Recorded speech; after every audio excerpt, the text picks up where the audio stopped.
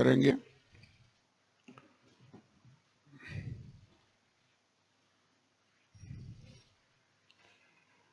Chapter number 8. بیلشازر بادشاہ کی سلطنت کے تیسرے سال میں مجھ کو یعنی مجھ دانیل کو ایک رویا نظر آئی، یعنی میری پہلی رویا کے مطابق. ابھی 7واں باب ہم نے پڑھا ہے جس میں بیلشازر بادشاہ کے پہلے سال میں اس کو جو رویا ملی تھی وہ اس نے بیان کی. 8ویں باب میں بیلشازر بادشاہ کی سلطنت کے تیسرے سال میں جو رویا اس کو نظر آئی اس نے وہ بیان کی. اب ٹائم کے لحاظ سے مادی اور فارس کی حکومت چل رہی ہے، لیکن رویا یہ اس کو نظر آئی ہے بیلشازر بادشاہ کے دور میں جو اس نے بیان کی ہے. یہ یعنی پچھلے دور کی بات ہے جو اس کو وہ بیان کر رہا ہے. دوسری آیت کہتا ہے میں نے عالم رویا میں دیکھا، اور جس وقت میں نے اس کو دیکھا ایسا معلوم ہوا کہ میں قصر سوسن میں تھا جو صوبہ ایلام میں ہے. یہ بابل کا صوبہ ہے ایلام، اور وہاں پر محل ہے قصر سوسن جہاں پر وہ تھا. اور لگتا یہ ہے کہ بادشاہ کے سرکاری معاملات کے تعلق سے یہ اکثر دیگر صوبوں میں بھی جایا کرتا تھا. یہ اپنی سرکاری ڈیوٹیاں سر انجام دینے کے لیے اگر وہاں پر جاتا ہے تو لگتا ہے کہ یہ شاید رویا میں یہ اپنے آپ کو وہاں پر فیل کر رہا ہے. کہتا پھر میں نے عالم رویا ہی میں دیکھا کہ میں دریائے اولائی کے کنارے پر ہوں. تب میں نے آنکھ اٹھا کر نظر کیا اور کیا دیکھتا ہوں کہ دریا کے پاس ایک مینڈا کھڑا ہے. یہ ایک رویا اس کو نظر آئی جو اس نے ایک مینڈا دیکھا. مینڈا تو آپ جانتے ہیں نا، وہ سینگوں والا کیسا ہوتا ہے؟ ہاں مارخور نہیں ہوگا، یہ جیسے بھرا ہوتا ہے، یا یہ مینڈا ہے. مینڈا اس کے محض سینگ تھوڑے سے فرق ٹائپ کے ہوتے ہیں لیکن ہوتا وہی ہے. ہاں وہی. اس نے ایک مینڈا دیکھا اور جس کے 2 سینگ ہیں. مینڈا ہے، اس کے سینگ کتنے ہیں؟ 2 سینگ ہیں.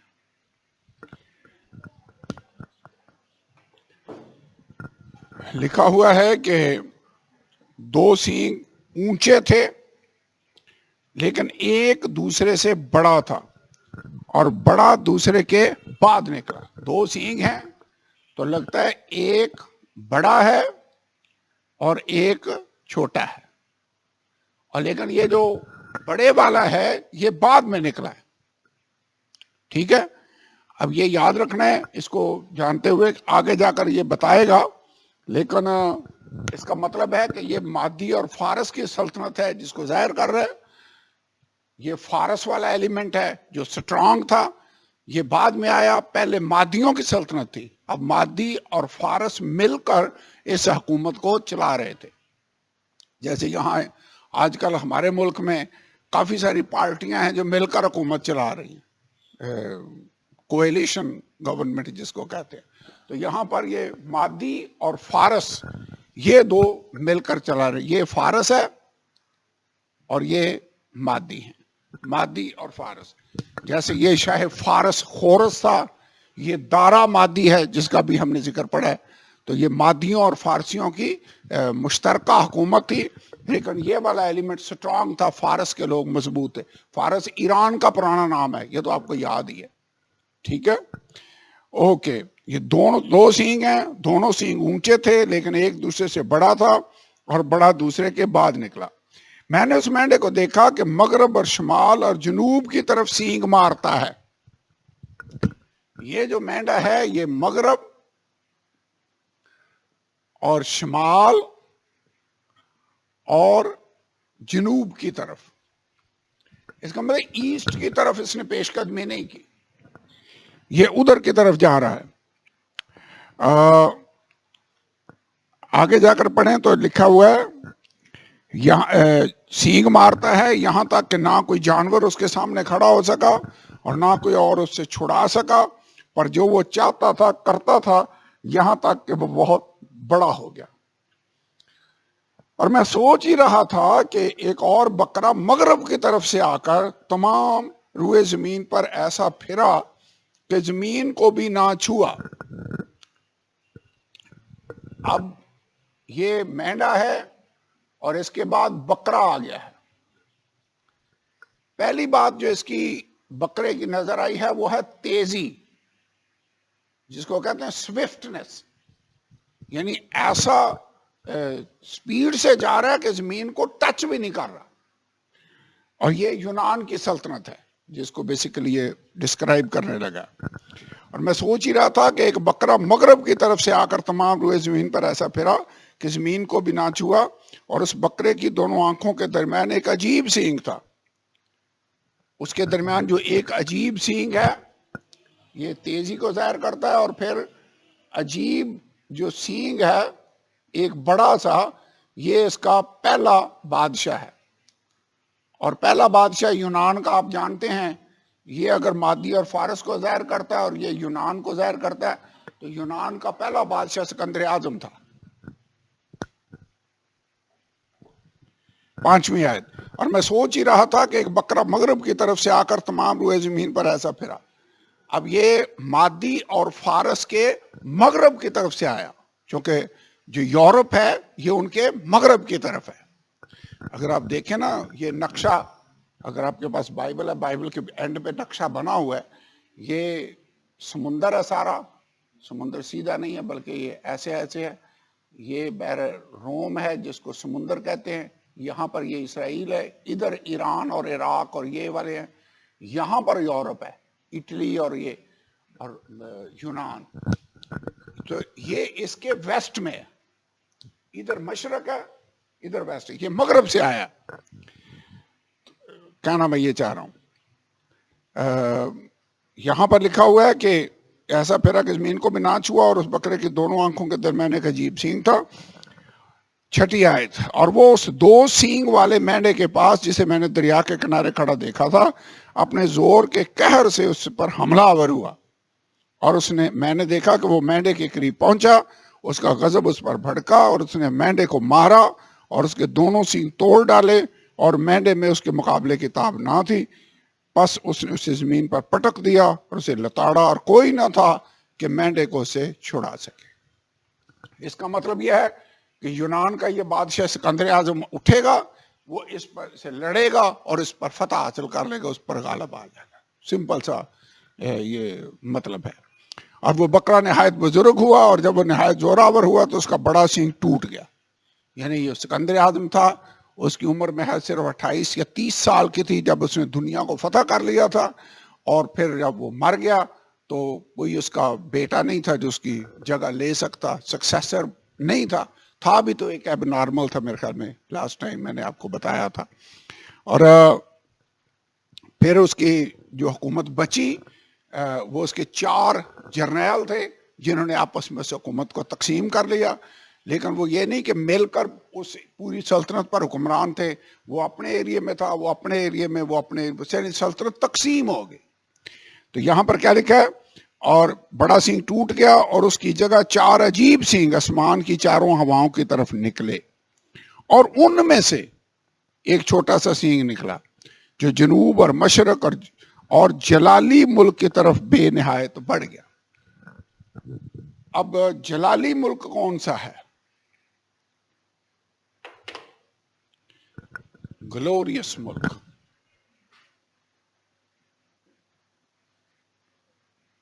جلالی ملک کس کو کہا جاتا ہے؟ یاد آیا کچھ؟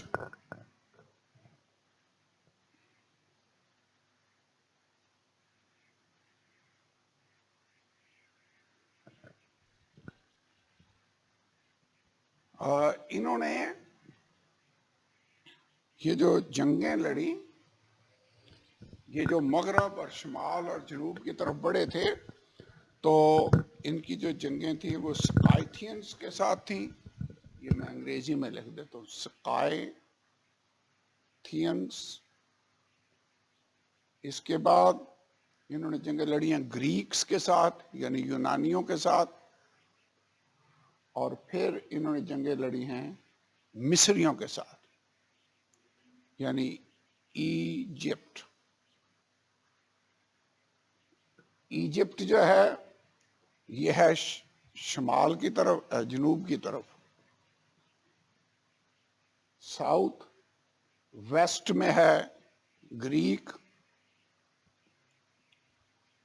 اور سکائتھینز جو ہیں یہ ہیں شمال کی طرف۔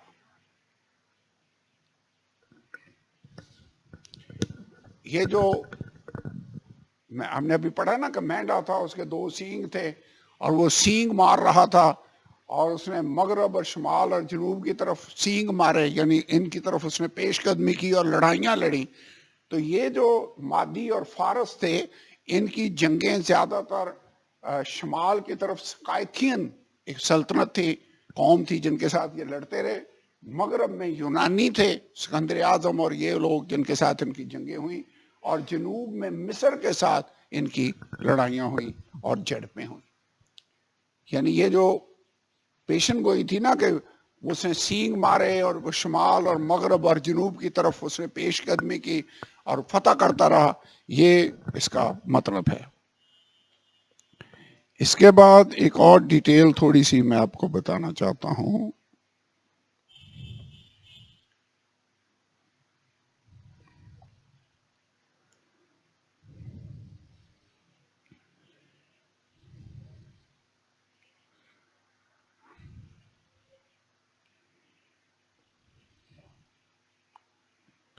یہ جو یہ بکرا جو نکلا، یہ یونان کا بادشاہ تھا۔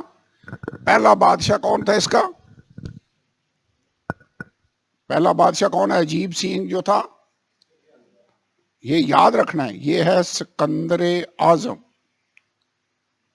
انگریزی میں اس کو کہتے ہیں الیگزینڈر دا گریٹ۔ یہ تھا الیگزینڈر دا گریٹ۔ اس کے مرنے کے بعد یہ 4 حصوں میں اس کی سلطنت تقسیم ہو گئی۔ کیا ہم نے پڑھا کہ وہ سینگ ٹوٹ گیا اور اس کی جگہ کتنے سینگ نکلا ہے؟ 4۔ یہ کون کون سے تھے؟ یہ میں نام آپ کو بتانے لگا ہوں۔ کیسینڈر ایک تھا، یہ بھی نام لکھ لیں، یہ لکھ لیا؟ اوکے۔ جو 4 بادشاہ تھے یہ کون کون سے تھے؟ کیسینڈر، CASSANDER۔ کیسینڈر یہ جنرل تھا اس کا، یہ رول کر رہا تھا یونان اور اس کے ارد گرد کے ملکوں پر۔ یہ اس کا ایک جنرل تھا۔ دوسرا تھا لائسی میکس،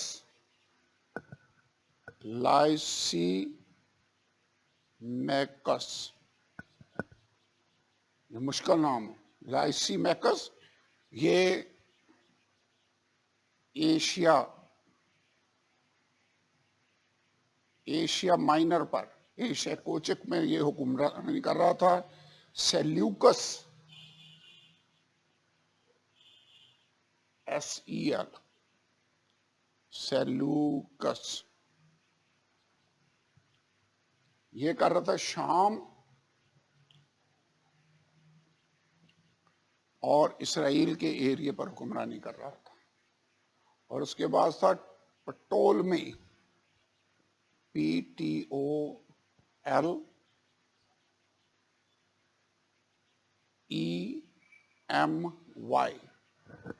یہ کر رہا تھا مصر۔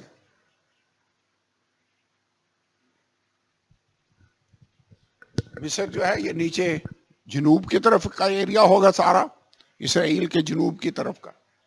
یہ اسرائیل اور شام یعنی اس کے اوپر کا ایک یہ سیلوکس کر رہا ہے۔ اگر یہ اسرائیل کا ملک ہے یہ، تو نیچے مصر ہے اس کے، یہاں پر یہ حکمرانی کر رہا ہے۔ اوپر شام ہے اور اسرائیل ہے، یہاں پر سیلوکس کی حکمرانی ہے۔ سو بیسیکلی پٹولمی اور سیلوکس سے دونوں، جن کے بیچ میں اسرائیل تھا۔ جب یہ پاورفل ہوتا تو بھی اسرائیل سفر کرتا، جب یہ پاورفل ہوتا تو بھی اسرائیل سفر کرتا، کھنچا تانی ہوتی رہی۔ جب آپ پڑھتے ہیں نا شاہ شمال آئے گا اور یہ شاہ شمال ہے اوپر، شاہ جنوب آئے گا، یہ اس کا ذکر ہے، شاہ شمال کی بیٹی شاہ جنوب کے پاس آئے گی، اور یہ اب آگے چل کر اس کو پڑھیں گے.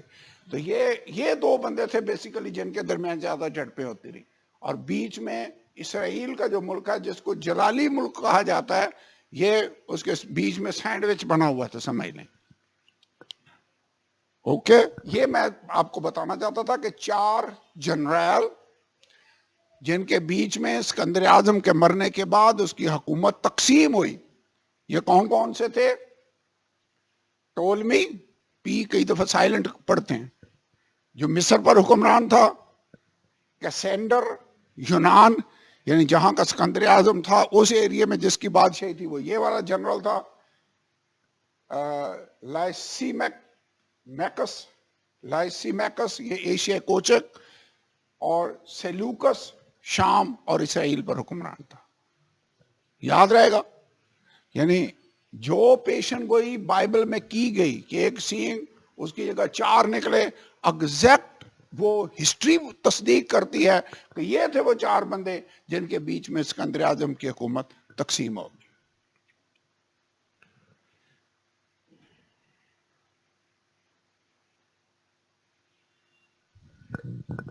اوکے جی، اب ایک بندہ ان 4 جرنیلوں کی حکومت کے بیچ میں سے ایک آدمی نکلے گا جو چھوٹا سا سینگ ہے.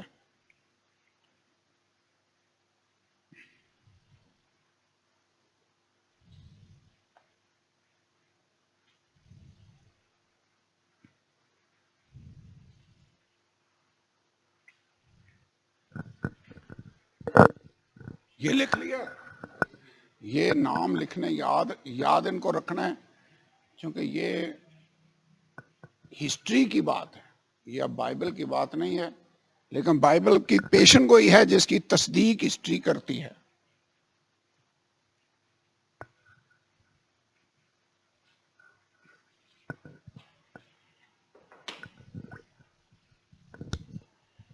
حزقیل 20واں باب 6 آیت. چند حوالے لکھ لیتے ہیں. حزقیل 20واں باب 6 آیت پڑھیں، جلدی جلدی اس کو پڑھ دیں. 25واں باب 9ویں آیت.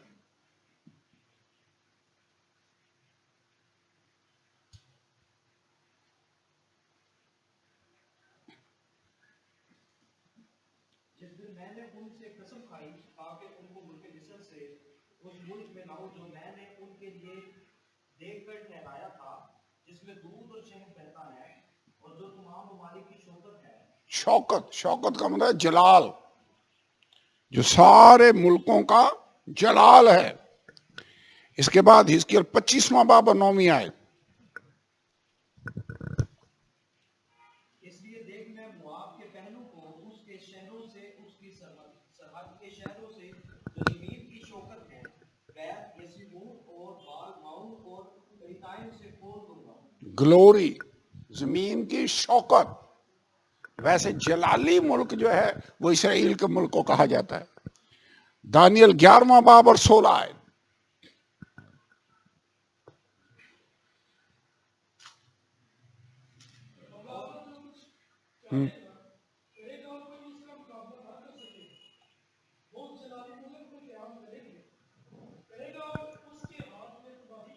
جلالی ملک اسرائیل کو کہا گیا. پتہ جب خدا نے پرامز ہی کیا ان کا تو کہا یہ وہ ملک ہے جہاں دودھ اور شہد بہتا ہے، جہاں کے جو پتھر ہیں وہ بھی لوہا ہیں. اس کا مطلب بڑا زرخیز ملک ہے، اور بہت سی قیمتی دھات اس کے اندر ہے، اور جلالی ملک ہے.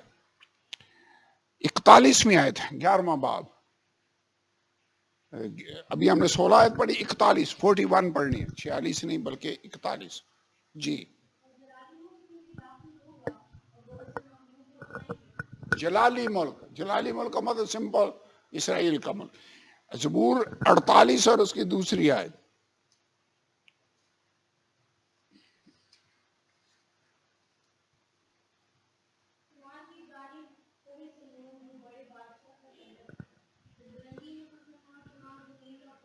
سو تمام زمین کا فخر، glory of the whole earth جلالی ہے. تو جلالی ملک پھر کس کو کہا جاتا ہے؟ اسرائیل کا ملک، گلوریس لینڈ.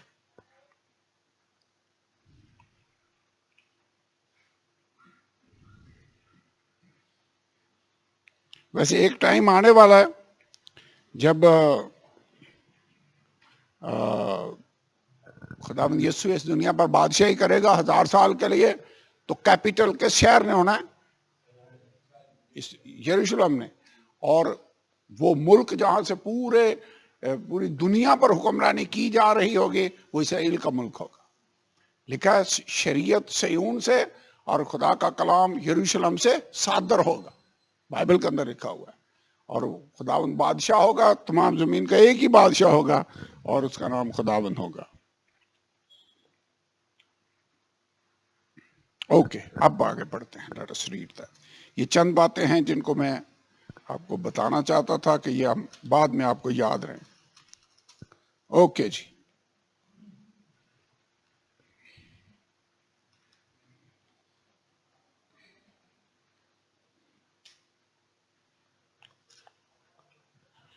آٹھویں آیت. اور وہ بکرا نہایت بزرگ ہوا، اور جب وہ نہایت زور آور ہوا تو اس کا بڑا سینگ ٹوٹ گیا. اس کی جگہ 4 عجیب سینگ آسمان کی چاروں ہواؤں کی طرف نکلے. یہ 4 سینگ کون سے تھے؟ اس کے 4 جنرل جنہوں نے بادشاہی اسکندر اعظم کی آپس میں تقسیم کر لی. اوکے. اور ان میں سے ایک چھوٹا سا سینگ نکلا جو جنوب اور مشرق اور جلالی ملک کی طرف بے نہایت بڑھ گیا. اب ان چاروں جرنیلوں میں سے ایک بندہ تھا جس کی بادشاہی میں سے ایک بادشاہ اور آئے گا ان کے درمیان سے. اب یاد رکھنا ہے کہ اینڈ ٹائم میں ہم نے یہ دیکھا ہے کہ 10 سینگ ہوں گے جن کے بیچ میں سے ایک چھوٹا سا سینگ نکلے گا جو اینٹی کرائسٹ کو، اینڈ ٹائم والے اینٹی کرائسٹ کو ظاہر کر رہا ہے. لیکن یہ اس کی پیشن گوئی سے پہلے، آخری دور کی پیشن گوئی سے پہلے، اس زمانے میں یہ پیشن گوئی ایک لحاظ سے پوری ہو چکی ہے. اینٹیاکس نام کا بندہ تھا جس کو اینٹیاکس ایپیفینس کہتے ہیں. اس نے یہ سب کچھ کیا جو چھوٹا سینگ کہلاتا تھا. یہ وہ بندہ تھا جو جنوب اور مشرق اور جلالی ملک کی طرف نہایت بڑھ گیا. وہ بڑھ کر اجرام فلک تک پہنچا.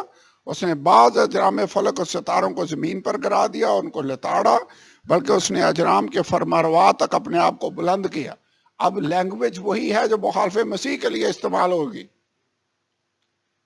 اس نے آسمان کے خدا تک اپنے آپ کو بلند کیا اور دائمی قربانی کو چھین لیا اور اس کا مقدس گرا دیا.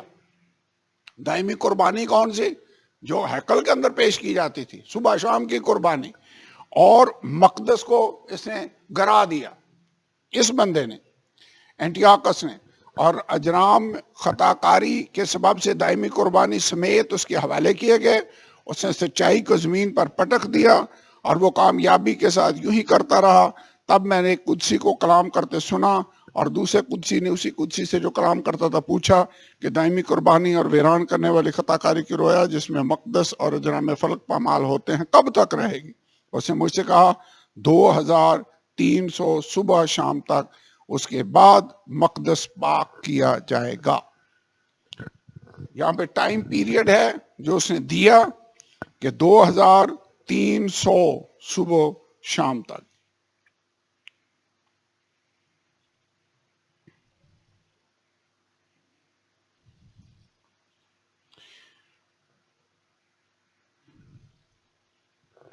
سو یہ بندہ ہے جس کا نام ہے اینٹی آکس.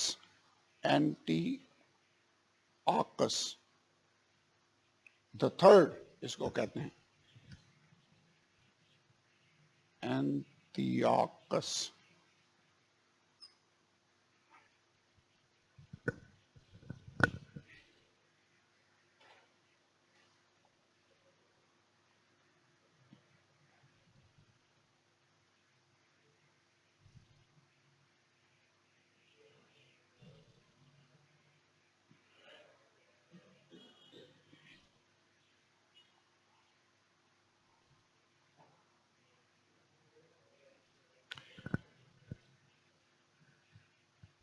سو یہ بندہ بیسیکلی سیلوکیس نام یاد ہے، ایک جرنیل تھا جو اوپر کی طرف تھا جس کا نام تھا نیچے سیلوکس، اور دوسری طرف تھا پٹولمی. تو یہ سیلوکس کی ڈائنیسٹی تھی. So Israeli land was contested between the dynasty of Seleucid and Ptolemy, but Seleucid gain power over the region in the days of Antiochus the third. یعنی اینٹیاکس سوئم جو تھا اس کے دنوں میں سیلوکس جو تھا انہوں نے غلبہ حاصل کر لیا. اور پھر اینٹیاکس فورتھ جو تھا اس نے اپنے باپ کی جگہ تخت سنبھالا اور پھر کام شروع ہو گیا. یہ وہ بندہ تھا جس نے legitimate his rule mainly through flattery. اینٹیاکس نے خوشامد کے ساتھ تخت پر قبضہ کیا، یہ یاد رکھنا ہے. اب یہ پیشن گوئی کی اس کو ڈیٹیل سے ہم اب یہ آگے جو باقی رہ گیا اس کو پڑھتے ہیں، لیکن بیسیکلی یہ یاد رکھنا ہے کہ یہ پیشن گوئی اینٹیاکس کی صورت میں جو مخالف مسیح کی ایک تصویر کہہ لیں یا اس کا ایک شیڈو کہہ لیں کہ ایگزیکٹ وہی کام وہ کر رہا ہے جو مخالف مسیح نے آخر میں جا کر کرنے ہیں. اس نے ہیکل کو گرایا، اس کو ناپاک کیا، بلکہ اس ہیکل کی قربانگاہ کے اوپر اس نے سور کی قربانی پیش کی اور پھر اس کو اس کے خون کو لے کر ہیکل میں چھڑکا سارے پر، اور اس کے نتیجے میں بہت سارے جو کاہن تھے وہ مارے گئے. اس نے تقریباً 1,00,000 یہودیوں کو ہلاک کیا اس زمانے میں. اور پھر جب اس نے یہ والا کام کیا تو کاہنوں نے وہاں پر قربانی پیش کرنا سٹاپ کر دی جب تک اس کو پھر سے انہوں نے پاک نہیں کیا. یہ جو یہاں پیشن گوئی ہے نا کہ 2300 صبح شام تک یہ رہے گا، یعنی قربانی سٹاپ رہے گی، اور اس کے بعد پھر مقدس کو پاک کیا جائے گا، اور بعد میں واقعی کاہنوں نے پھر اس کو کلین کیا، پاک کیا، پاکیزگی کا وہ پورا طریقہ کار جیسے جو شریعت میں درج تھا، اور اس کے بعد پھر قربانیوں کا سسٹم ہیکل کے اندر شروع ہوا. سو ایک طرح سے جو کچھ مخالف مسیح نے آخر میں جا کر کرنا ہے لکھا ہے وہ خوشامد کر کے تخت پر قبضہ کر لے گا، اور اینٹیاکس نے بھی ایگزیکٹلی یہی کام کیا. اوکے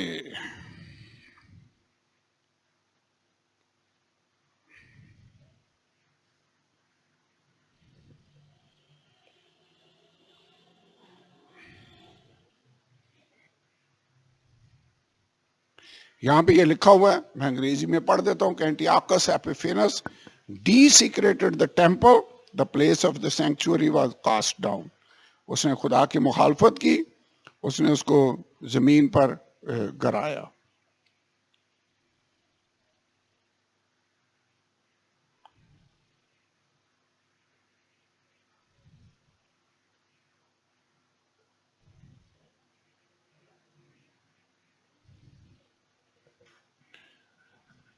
اوکے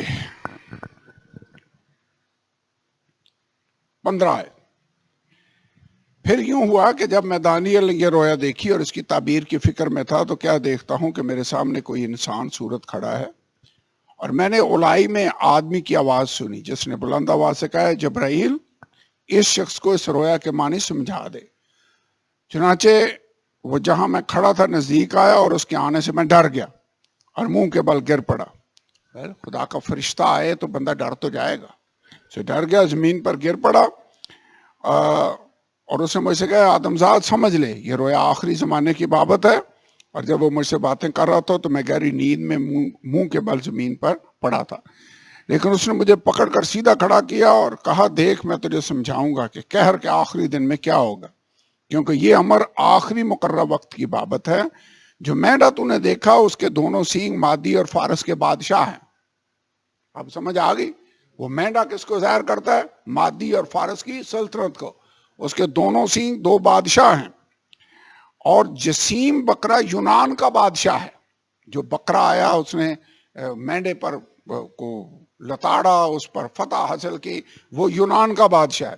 اور اس کی آنکھوں کے درمیان کا بڑا سینگ پہلا بادشاہ ہے. بات کلیئر ہوگی، بات اس نے سمجھا دی. اس کے ٹوٹ جانے کے بعد اس کی جگہ جو 4 اور نکلے وہ 4 سلطنتیں ہیں جو اس کی قوم میں قائم ہوں گی، یعنی اس کی جگہ اس کی قوم میں 4 سلطنتیں اس کی جگہ پر قائم ہوں گی، لیکن اس کا اقتدار، ان کا اقتدار اس کا سا نہ ہوگا۔ ان کی سلطنت کے آخری ایام میں جب خطا کار لوگ حد تک پہنچ جائیں گے تو ایک ترش روح اور رمز شناس بادشاہ برپا ہوگا۔ یہ بڑا زبردست ہوگا لیکن اپنی قوت سے نہیں، اور وہ عجیب طرح سے برباد کرے گا، بھرومند ہوگا اور کام کرے گا، اور زور آوروں اور مقدس لوگوں کو ہلاک کرے گا۔ میں نے بتایا کہ اینٹی-آکس وہ بندہ تھا جس نے مقدسوں میں سے کتنے لوگوں کو ہلاک کر دیا؟ 1,00,000 لوگ اس نے یہودی ہلاک کیے۔